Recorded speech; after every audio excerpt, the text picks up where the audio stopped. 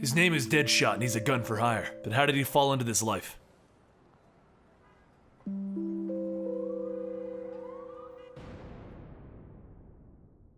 Welcome to Origins, where I go over the origins of your favorite superheroes and villains. Today we're going to be covering the origins of Deadshot from the Suicide Squad as presented during Villains Month in 2014. Floyd Lawton looked at his bank account and he saw $0. Then instantly, he saw $2 million and he knew it was time to get to work. So he put on his Deadshot mask and he jumped out of a plane. During the free fall, he thought back to the beginning of all of this. He was a normal kid from the Narrows of Gotham. His father was trying to make an honest living and he kept getting screwed over around every turn. But he finally had a legit job that paid him up front, a construction gig. While Floyd's parents argued over money, jobs, and how to move forward with their lives, Floyd's sister would stand and watch the argument, and Floyd himself would sit there and read his stories about fantasy worlds. He would imagine his sister and himself avenging his parents' death, becoming costume superheroes, saving the day. But instead, this is what happened. While his parents were arguing, some guys in the next room got back from their latest heist. They made a killing robbing something. It really didn't matter what they stole from. Then two thugs broke into the room and shot them up. This is the Narrows, and it apparently had paper-thin walls. The bullets went through the walls and into Floyd's house. 60 shots were fired.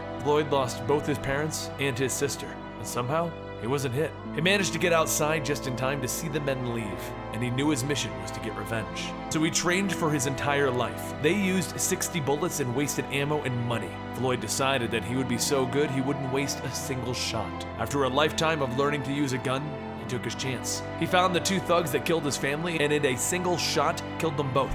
The boss was impressed with Lawton's skills and decided to employ him because of that. And this was his life, a hired gun.